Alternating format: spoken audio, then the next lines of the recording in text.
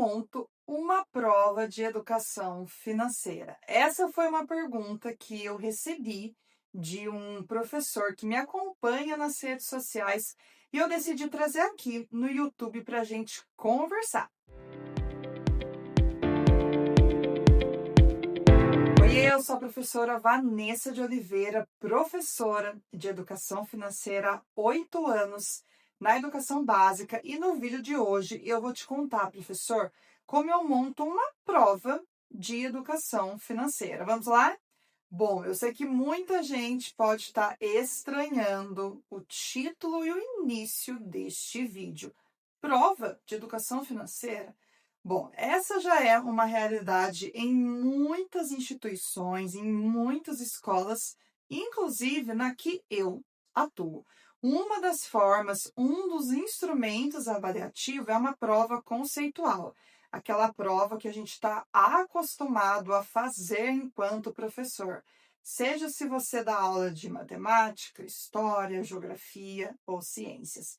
Em muitos lugares, hoje a educação financeira é uma disciplina da grade de formação geral e, consequentemente, um dos instrumentos avaliativo pode ser uma avaliação conceitual. E neste vídeo eu quero contar para vocês, professores, como que eu penso uma prova de educação financeira, quais formatos de provas eu gosto de elaborar. Então, preste muita atenção.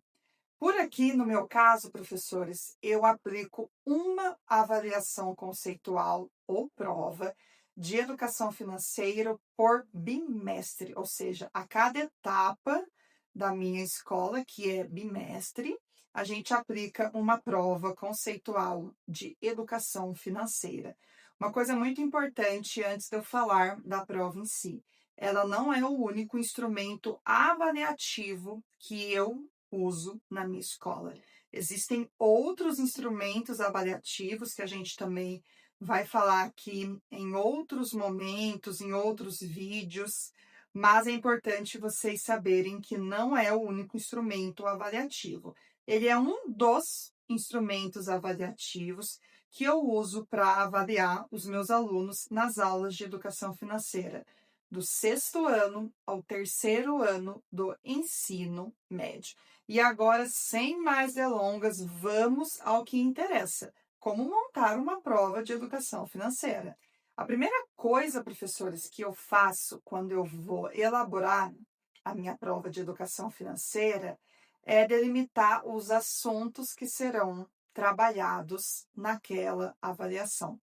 Então, eu olho para o meu planejamento do bimestre e vejo tudo que foi discutido com os alunos, tudo que foi trabalhado em sala de aula.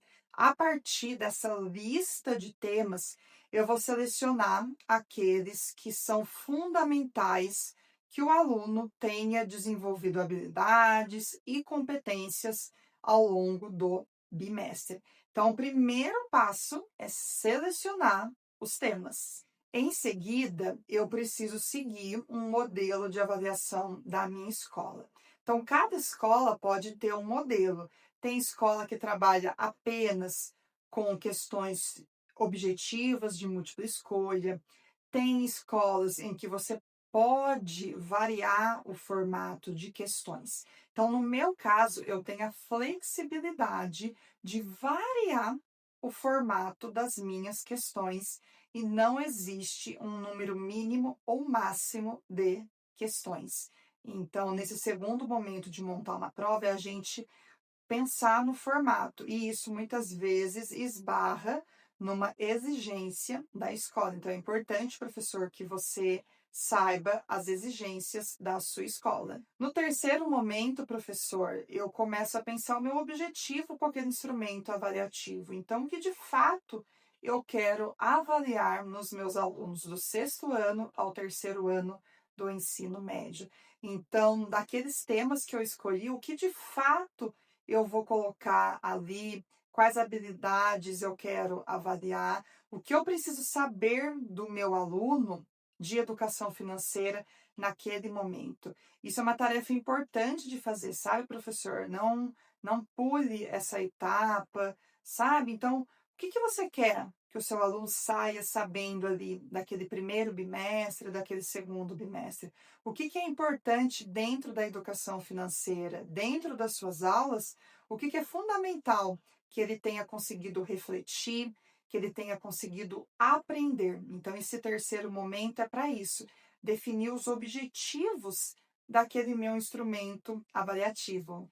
Definido o objetivo do meu instrumento avaliativo, eu vou para aquele momento conhecido por todos, que é o momento de pensar nas questões, nos formatos de questões. Aqui, professor, eu sempre analiso o tempo que os meus alunos terão para realizar essa minha avaliação. No meu caso, são aulas únicas, aulas de 50 minutos. Então, eu preciso levar isso em consideração na hora de pensar na extensão da minha avaliação. Então, como é 50 minutos, eu não coloco uma avaliação com 15, 20 questões, professor. Fica inviável dentro ali do meu contexto, eu já conheço os meus alunos também. Então, eu defino ali um número de questões. Como eu vario muitos formatos, então eu sempre trabalho de 8 a 10 questões por avaliações, mas isso não é regra. Isso é algo que eu uso porque eu já conheço os meus alunos, eu conheço o meu contexto. E principalmente, professor, porque eu gosto de variar o formato de questões. Então, tem questões que vão ter um nível de dificuldade um pouco mais simples, então o aluno vai fazer mais rápido. Terá questões que os nossos alunos demorarão um pouco mais para resolver, por se tratar de uma questão um pouco mais difícil. Então, eu defino um número de questões e o nível de dificuldade de cada uma delas. Então, se eu vou trabalhar com 8 questões, dessas, quantas serão fáceis, quantas serão médias e quantas serão difíceis, sempre olhando ali para o meu objetivo. Então, eu defino o número de questões, nível de dificuldade e o terceiro pontinho, que é o formato. Aqui, professor, eu gosto de variar muito o formato das questões. Então, eu sempre trabalho com questões objetivas de múltipla escolha, gosto de questões dissertativas, eu gosto de questões de reflexão pessoal. Sabe aquela questão que não tem certo ou errado? Dentro de educação financeira, isso é muito pertinente sobre o que você faria, para o caso do aluno, né? Qual seria a sua postura, qual seria a sua atitude. Então, eu sempre gosto de trazer esse formato de questão também nas minhas provas, questões de associação, de completar lacunas, questões onde eu trago alguma reportagem, alguma manchete. Então, eu pego na internet, faço um recorte e coloco ali também na minha avaliação. Então, eu gosto de variar, professor, até mesmo também pensando no meu processo de correção. Então, sempre coloco algumas questões de múltipla escolha, que a correção ela é mais rápida, mas não abro mão de questões dissertativas e de reflexão pessoal. Elas são muito importantes.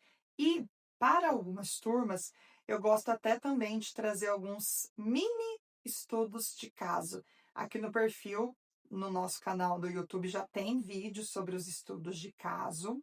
Mas ali na prova eu não consigo fazer um estudo de caso maior, com questões muito complexas. Então, às vezes eu ponho um mini estudo de caso, bem pequenininho, e peço ali também a reflexão, uma discussão do aluno. Então, eu gosto muito de trabalhar nesse formato. E eu sempre tenho em mente, professor, que a minha avaliação é para fazer os alunos refletirem, para eles associarem tudo o que eles aprenderam, sistematizarem, articularem e trazerem ali para mim.